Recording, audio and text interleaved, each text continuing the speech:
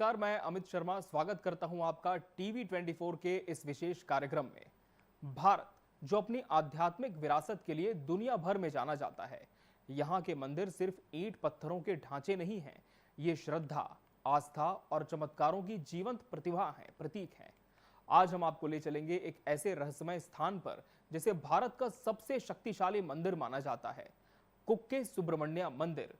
जहां अन्य मंदिरों में मनोकामनाएं मांगी जाती हैं, वहीं कुक्के सुब्रमण्य वो स्थल है जहां ये मनोकामनाएं पूरी होती हैं।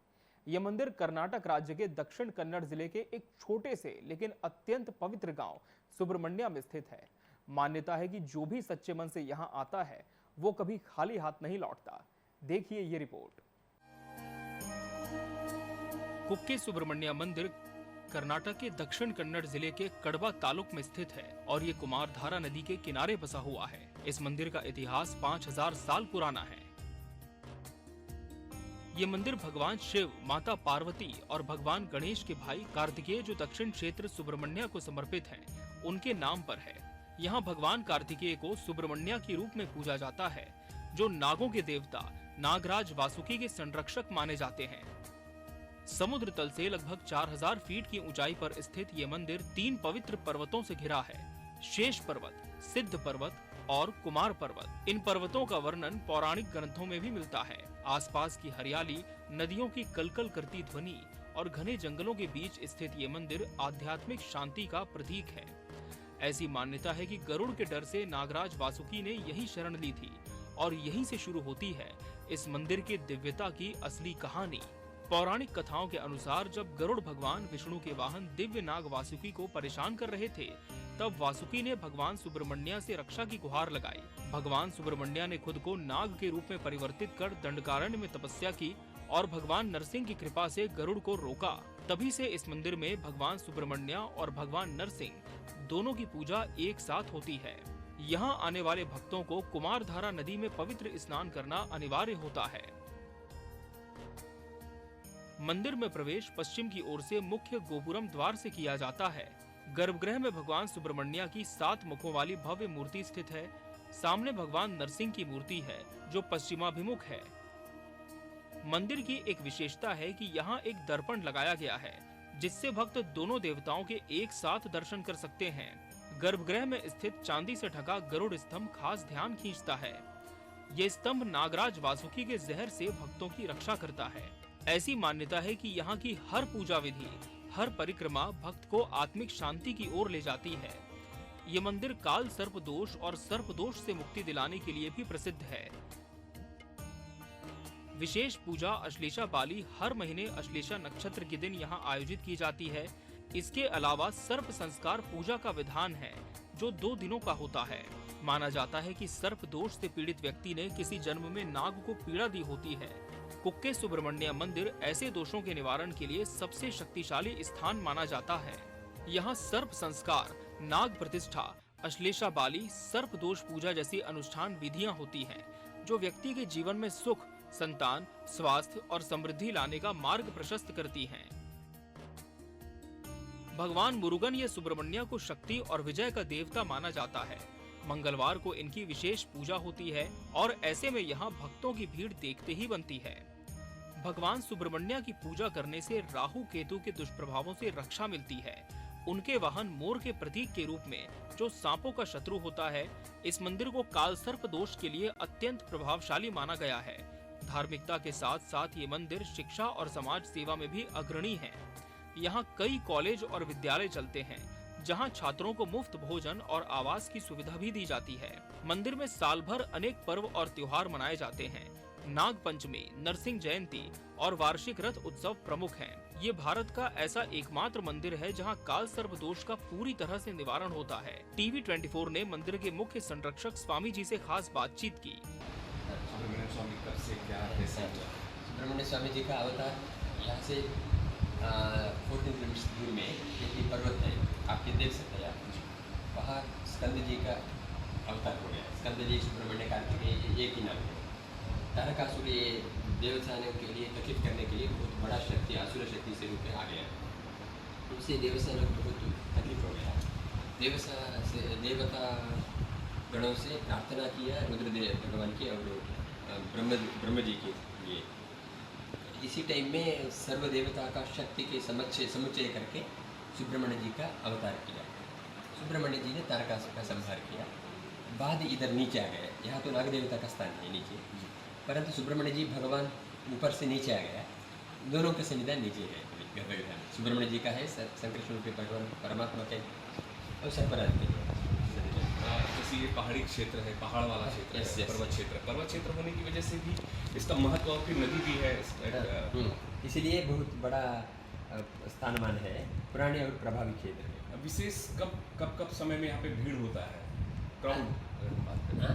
क्राउड जो है, भीड़ ये- त्योहार कुछ विशेष होता होगा? ये मंगलवार षष्ठी और चंपा मार्गशीर्ष शुद्ध षष्ठी, चंपा षष्ठी बोलते हैं इसी टाइम में, और नवरात्रि में, दसरा में। तो शंकर भगवान पार्वती माता के पुत्र कहे जाते हैं। Yes. तो उन शंकर भगवान पार्वती माता का भी यहाँ पे कुछ महत्व है, यहाँ पे महात्माएं हैं? उनका बहुत महत्व नहीं है जी। ओनली स्कंद जी का महत्व नहीं है और नाग देवता का महत्व है। कार्तिकेय जी हैं और नाग देवता, वासुकी जो नाग देवता है, Yeah. यहाँ पे नाग देवता का भी क्या महत्व, किस तरह से पूजा पाठ होता है यहाँ पे? ये नाग देवता संतति, संपत्ति और आरोग्य का अधिदेवता है। ये संतति के प्रतिबंधित दोष परिहार हो जाएगा, और संपत्ति के प्रतिबंधित दोष है तो नाग देवता का सेवा से परिहार हो जाएगा। और आरोग्य का भी बहुत बड़ा समस्या है तो नाग देवता का आराधन से आरोग्य का समस्या परिहार हो जाएगा। तो यहाँ पे तो पूरे विदेशों से भी काफी दूर दूर से लोग यहाँ पे लोग जाएंगे, बिकॉज जेहेतु प्रभावी क्षेत्र है ना, फल मिल जाएगा, इसीलिए लोग आते। ऐसे कई भक्त हैं जिन्होंने इस मंदिर में आकर अपने जीवन की दिशा बदलते देखी है। टीवी 24 ने ऐसे ही कुछ श्रद्धालुओं से बात की। सर, शुभ नाम आपका? किरण, जी, कहाँ से आए हैं आप? बेंगलोर। जी, ये आप यहाँ कुक्के स्वामी सुब्रमण्यम स्वामी आए हुए हैं, आपको कैसे पता चला, किस लिए आए हैं, क्या है, थोड़ा सा बताएं जरूर। हमको तो हमारा पूर्वजों से ही हम यहाँ पर बहुत मानते हैं और आते रहते हैं। साल में 2-3 बार तो हम आते ही हैं यहाँ पे। जो भी हमारा घर में शुभ कार्य होता है उससे पहले हम आके स्वामी का आशीर्वाद लेके ही हम वो शुभ काम शुरू करते हैं। और ये भी मेरा बच्चे का उपनयन हुआ पिछले साल, उसका हमने मांग रखे थे, वो पूरा करने के लिए हम अभी आए हैं। तो कौन सा है त्योहार मेन? कार्तिक के शुद्ध मास, कार्तिक मतलब ये चंपा षष्ठी है। नाग देवता की पूजा का क्या विधान है? जैसे आपने अभी बता रहा था नाग देवता, किस तरह का पूजा होता है, कैसा पूजा होता है नाग देवता? नाग तरफ से कौन सा पूजा होते बोल के? नहीं, बलि, जैसे आप नाग बलि, असली से बलि है, नाग प्रतिष्ठा है। बलि बोले कि तो बलि नहीं देते, नाग बलि जो नाग देवता, हाँ। चावल को ऊपर से ये बलि रखते थे वो पूजा के लिए। कौन कौन से ग्रहों की पूजा की जाती है? ये राहु जैसे केतु दोषा, इसके लिए सब ठीक है। तो यहाँ पर वो जो दोष का जो होता है उसका पूजा किया जाता है यहाँ पे। तो कितने पंडित है, क्या यहाँ पे विधि विधान से, मतलब यहाँ पे वैसे शिक्षा दी जाती है? पूजा के लिए एक पंडित लोग रहते हैं, सर्पसंस्कार के लिए 3 रहते हैं, असली से बलि के लिए अलग अलग पंडित रहते हैं। ये सर्प संस्कार बोले तो उसको एक ब्राह्मण हो गए तो उनको पिताजी नहीं तो वो लोग खुद कर सकते हैं, ऑनलाइन का जरूर नहीं। फिर बाकी लोग ये ब्रह्मोपदेश नहीं लोग रहता ना, उनको फिर ऑनलाइन का बुकिंग का व्यवस्था है, उसी सब तरह से आए तो हम लोग इधर से एक ब्राह्मण देते हैं। कहा जाता है कि बॉलीवुड के महानायक अमिताभ बच्चन ने भी अपने कठिन समय में इस मंदिर की शरण ली थी और उसके बाद उनकी किस्मत ही बदल गई। फिल्मी हस्तियां, खिलाड़ी, उद्योगपति, राजनेता सब यहाँ आकर भगवान सुब्रमण्य का आशीर्वाद लेते हैं। ये मंदिर न सिर्फ चमत्कारी है बल्कि अनुशासन और नियमों का प्रतीक भी है। यहाँ प्रवेश के कुछ विशेष नियम हैं। मंदिर में प्रवेश से पहले शुद्ध होना या स्नान अनिवार्य है। पुरुष बिना शर्ट या टोपी नहीं पहन सकते। चमड़े की वस्तुएं, मोबाइल, तंबाकू और अभिषेक के तुरंत बाद प्रवेश वर्जित है। गर्भवती महिलाएं अंतिम तिमाही में प्रवेश नहीं कर सकती। हर नियम मंदिर की पवित्रता बनाए रखने के लिए है। कुक्के सुब्रमण्य मंदिर एक आध्यात्मिक धरोहर है, प्रकृति की गोद में बसा हुआ और देवताओं की कृपा से भरपूर। अश्लेषा बलि पूजा यहाँ 2 चरणों में होती है और ये सबसे प्रभावशाली पूजाओं में से एक मानी जाती है। मंदिर परिसर में कई छोटे छोटे मंदिर भी हैं जो भगवान शिव, गणेश और अन्य देवताओं को समर्पित हैं। चारों ओर हरियाली, पर्वत और नदी का संगम इस स्थान को और भी पवित्र बनाता है। लेकिन इस मंदिर की महिमा सिर्फ पूजा और अनुष्ठानों तक सीमित नहीं है। आपको जानकर आश्चर्य होगा कि इस क्षेत्र को पहले भुजंगपुर कहा जाता था। भुजंग यानी नाग।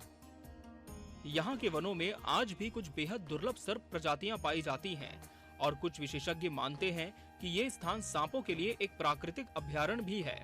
कुछ वैज्ञानिकों का मानना है कि यहाँ की ऊर्जा, वातावरण और मिट्टी के तत्वों में एक विशिष्ट आवृत्ति है जो मानसिक शांति और सकारात्मकता को बढ़ावा देती है। यही कारण है कि यहाँ सिर्फ धार्मिक ही नहीं, आध्यात्मिक साधना करने वाले भी सालों साल ठहरते हैं। अब बात करते हैं यहाँ आने के रास्तों की, जो अपने आप में एक रोमांचकारी यात्रा की तरह है। यदि आप बेंगलोर से आना चाहते हैं तो सड़क मार्ग से ये दूरी लगभग 280 किलोमीटर है और ये यात्रा करीब 6 से 7 घंटे की होती है। रास्ते में चिकमंगलूर, शिरडी घाट और साकारेश्वर जैसे सुंदर स्थान मिलते हैं जो इसे एक बेहतरीन रोड ट्रिप बनाते हैं। मंगलोर से दूरी सबसे कम है, सिर्फ 105 किलोमीटर। मंगलोर एयरपोर्ट से टैक्सी, बस और निजी वाहन से आसानी से पहुंचा जा सकता है। मंगलोर से ये एक खूबसूरत पहाड़ी यात्रा है जिसमें घाटियों और झरनों का आनंद मिलता है। ट्रेन से आने वाले यात्रियों के लिए सबसे नजदीकी रेलवे स्टेशन है सुब्रमण्य रोड स्टेशन, जो मंदिर से सिर्फ 12 किलोमीटर दूर है। यहाँ से ऑटो और टैक्सी सेवा उपलब्ध है। अब आइए एक रोचक तथ्य पर ध्यान दें। इस मंदिर के पास एक गुप्त गुफा मार्ग की लोक कथा प्रचलित है, जिसके बारे में कहा जाता है कि ये गुफा सीधे शेष पर्वत के तल तक जाती है। हालांकि अब ये मार्ग बंद कर दिया गया है, लेकिन पुराणों में इसके बारे में विस्तार से उल्लेख मिलता है। स्थानीय लोगों का मानना है कि पुराने समय में केवल साधु संत इस मार्ग से ध्यान की गुफाओं तक जाया करते थे। मंदिर के पास ही एक बेहद रहस्यमय स्थान है, अधिक्षय मंदिर, जहां बिना किसी मूर्ति के केवल एक विशेष पत्थर की पूजा होती है। कहा जाता है कि ये वही स्थान है जहां भगवान सुब्रमण्य ने नागराज वासुकी को आश्रय दिया था। यहाँ आने वाले श्रद्धालु एक खास मंत्र का जाप करते हैं, ओम सर्परूपाय नमः, जो केवल इसी क्षेत्र में बोला जाता है। और ये मंत्र सिर्फ एक आस्था नहीं बल्कि एक ऊर्जा का संचार भी माना जाता है। यहाँ का प्राकृतिक सौंदर्य इसे और भी विशिष्ट बनाता है। मानसून में जब बारिश होती है तो मंदिर के आसपास बहने वाली कुमारधारा नदी उफान पर होती है और उसके किनारे खड़े होकर किया गया ध्यान एक अविस्मरणीय अनुभव बन जाता है। फोटोग्राफर्स और डॉक्यूमेंट्री मेकर्स के लिए ये स्थान किसी खजाने से कम नहीं, क्योंकि यहाँ अध्यात्म, प्रकृति और मानवीय भावनाओं की एक अद्भुत संगति देखने को मिलती है। कुक्के सुब्रमण्य के दर्शन करने वाले कुछ लोगों ने हमें बताया कि कैसे यहाँ आने के बाद उनकी जिंदगी में बदलाव आए। किसी को संतान की प्राप्ति हुई, किसी को वर्षों से चल रही कोर्ट केस में जीत और किसी को मानसिक शांति जो बड़े से बड़े डॉक्टर भी नहीं दे पाए वो मिली। एक स्थानीय गाइड ने बताया कि एक जापानी शोधकर्ता 3 महीने यहाँ रुके और उन्होंने नाग पूजा और मानव चेतना के संबंध पर शोध किया, जिसकी रिपोर्ट जापान की एक यूनिवर्सिटी में आज भी पढ़ाई जाती है। मंदिर परिसर में ही एक आयुर्वेद केंद्र भी है, जहां कई श्रद्धालु प्राकृतिक चिकित्सा के लिए आते हैं।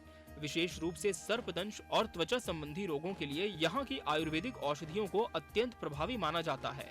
कुक्के सुब्रमण्य मंदिर सिर्फ एक धार्मिक केंद्र नहीं बल्कि एक जीवित संस्कृति है, जहाँ श्रद्धा, रहस्य, प्रकृति और परंपरा साथ साथ चलते हैं। अगर आप सिर्फ दर्शन नहीं बल्कि एक अनुभव की तलाश में हैं, तो ये जगह आपके लिए है। आप बेंगलोर से आए, मैंगलोर से या फिर किसी और शहर से, एक बार जब आप यहाँ पहुँचते हैं तो एक नई यात्रा शुरू होती है अपने भीतर की ओर। तो देखा आपने कि किस प्रकार कर्नाटक के पश्चिमी घाटों में बसा ये दिव्य मंदिर न केवल एक धार्मिक स्थल है बल्कि आत्मिक अनुभव का केंद्र भी है।